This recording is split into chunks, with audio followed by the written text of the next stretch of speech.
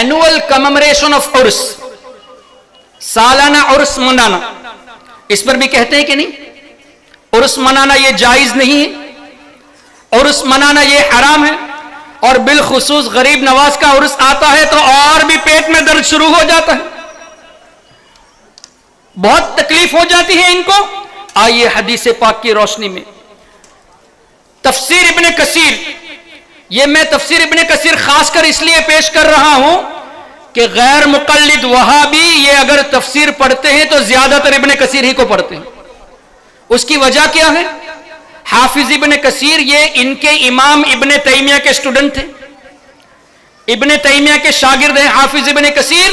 یہی وجہ ہے کہ ابن کثیر یہ پیش کرتے ہیں، پبلش بھی کرتے ہیں، اور ترجمہ بھی کیا ہے تو ابن کثیر کا ترجمہ کیا ہے، لیکن اس میں کتنی چوری کی ہے وہ انشاءاللہ ہم کسی اور موقع پہ بتائیں گے۔ کتنی ایسی حدیثیں جو ہمارے عقائد کو ثابت کرتی ہے تفسیر ابن کثیر سے ثابت ہے، لیکن انگلش ورژن سے انہوں نے ان سب کو ہٹا دیا ہے۔ انشاءاللہ کبھی موقع ملا تو اس پر بھی گفتگو ہوگی۔ اور اس کے تعلق سے حافظ ابن کثیر نے اس حدیث پاک کو نقل کیا کہ اللہ کے رسول صلی اللہ تعالی علیہ وسلم کا یہ معمول تھا کہ حضور علیہ السلام سال میں ایک دن شہدائے احد کی بارگاہ میں حاضری دیتے تھے۔ فیقول لہم، اور ان سے یہ کہتے سلام علیکم بما صبرتم فنعم عقبی الدار۔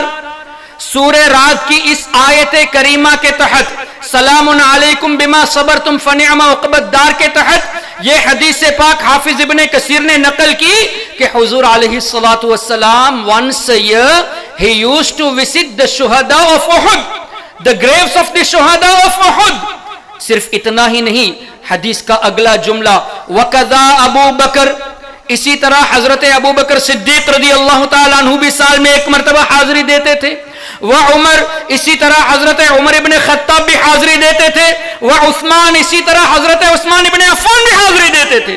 تو سال میں ایک مرتبہ دن کو فکس کر کے بزرگوں کی مزارات پہ حاضری دینا یہ نبی کی بھی سنت، حضرت ابو بکر صدیق کی بھی سنت، حضرت عمر کی بھی سنت، حضرت عثمان رضی اللہ تعالیٰ عنہ مجمعین کی بھی سنت۔ کتنا واضح ہے۔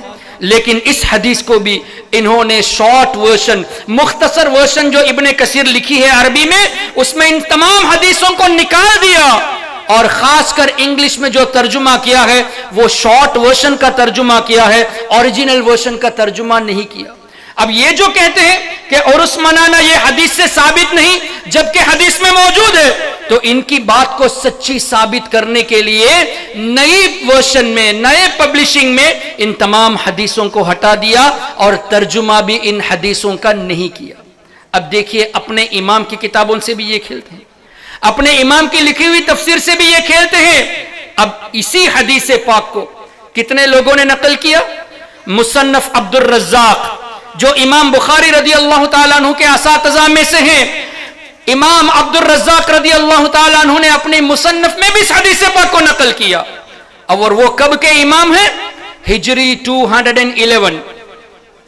ان کی وفات ہجری 211 میں ہوئی۔ That means he is from the first 3 centuries۔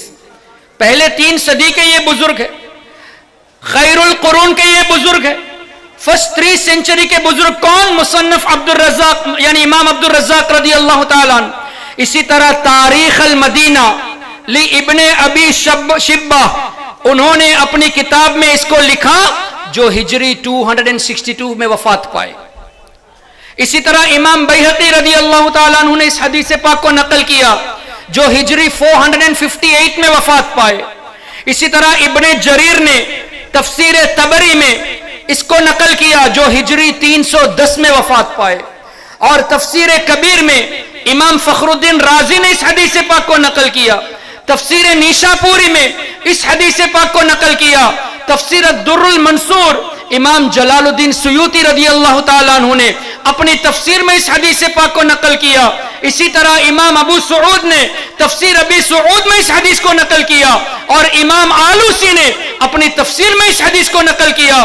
اسی طرح امام قرطبی نے اپنی تفسیر میں اس حدیث پاک کو نقل فرمایا۔ اب کتنے ریفرنسز یہاں دیے گئے؟ ایک ریفرنس نہیں، صرف ابن کثیر کا ریفرنس نہیں، پہلے 3 صدی کے بزرگوں کا ریفرنس بھی موجود ہے، کئی مفسرین کا ریفرنس بھی موجود ہے۔ اس کا مطلب اس پر اجماع تھا کہ سال میں 1 مرتبہ مزارات پہ حاضری دینا یہ صحیح ہے، اور حضور علیہ السلام کی سنت سے ثابت ہے، حدیث سے ثابت ہے۔ صرف حضور علیہ السلام کی سنت نہیں، خلفائے راشدین کی بھی سنت ہے۔ اور یہ لوگ کہتے ہیں کہ عرس منانا حرام ہے۔ اب مجھے بتائیے، عرس منانے والے صحابہ کے طریقے پر ہیں یا نہیں؟ عرس منانے والے صحابہ کے طریقے پر ہیں نا؟ اور جو انکار کرتے ہیں، اگرچہ وہ یہ دعویٰ کرتے ہیں کہ ہم قرآن و حدیث پہ عمل کرنے والے ہیں، حقیقت یہ ہے کہ حدیث سے ان کا کوئی تعلق نہیں۔ وہ یہ کہتے ہیں کہ ہم وہ کام کریں گے جو صحابہ نے کیا، جو صحابہ نے نہیں کیا وہ نہیں کریں گے۔ صحابہ نے سال میں 1 مرتبہ حاضری دی ہے، یہ لوگ کہتے ہیں کہ نہیں دی، جھوٹے یہ لوگ ثابت ہوئے۔ خود کہتے ہیں کہ ہم قرآن اور حدیث پہ عامل ہیں، ہم قرآن حدیث کے علاوہ کوئی بات نہیں کرتے، جبکہ ان کے فعل سے یہ ثابت ہے کہ یہ حدیث پر عمل کرنے والے نہیں ہیں، اور نہ ہی صحابہ کرام کے طریقے پر عمل کرنے والے ہیں۔ الحمدللہ ہم سنی مسلمان صحابہ کرام کے طریقے پہ عمل کرنے والے ہیں، اور ناجی فرقہ بھی وہی ہے، ما انا علیہ واصحابی۔ ہمارے آقا صلی اللہ علیہ وسلم نے ارشاد فرمایا، وہ فرقہ جنت میں جائے گا جس عقیدے پر میں ہوں اور جس پر میرے صحابہ ہیں۔ تو جو اس عقیدے پر ہوگا وہ جنت میں جائے گا۔ صحابہ کے عقائد سے، صحابہ کی پریکٹسز سے یہ ثابت ہو گیا کہ سال میں 1 مرتبہ خاص کر حاضری دینا، ویسے تو حاضری دیتے تھے، ونس اے ایئر اسپیسیفکلی حاضری دینا، یہ بھی حدیث پاک کی روشنی میں واضح طور سے ہمیں ملتا ہے، اور اس حدیث پاک کو کئی بزرگوں نے اپنی اپنی کتابوں میں نقل کیا۔ لیکن یہ وہابی، یہ غیر مقلد آپ کے سامنے یہ کہتے ہیں کہ یہ حدیث ضعیف اور موضوع ہے، اس طرح کی کوئی حدیث نہیں ہے۔ اس کا مطلب جتنے اکابرین نے اس حدیث کو نقل کیا سب کو یہ مشرک کہنے پر تلے ہوئے، سب کو یہ بدعات پر عمل کرنے پر تلے ہوئے، کہنے پر تلے ہوئے ہیں کہ وہ سب بدعاتی تھے، وہ سب کے سب مشرک تھے۔ جیسا کہ حضرت نے فرمایا، قرآن اور حدیث کو نہ سمجھنے کی بنا پر یہ لوگ پوری امت کو مشرک کہہ بیٹھتے ہیں۔ اللہ اکبر۔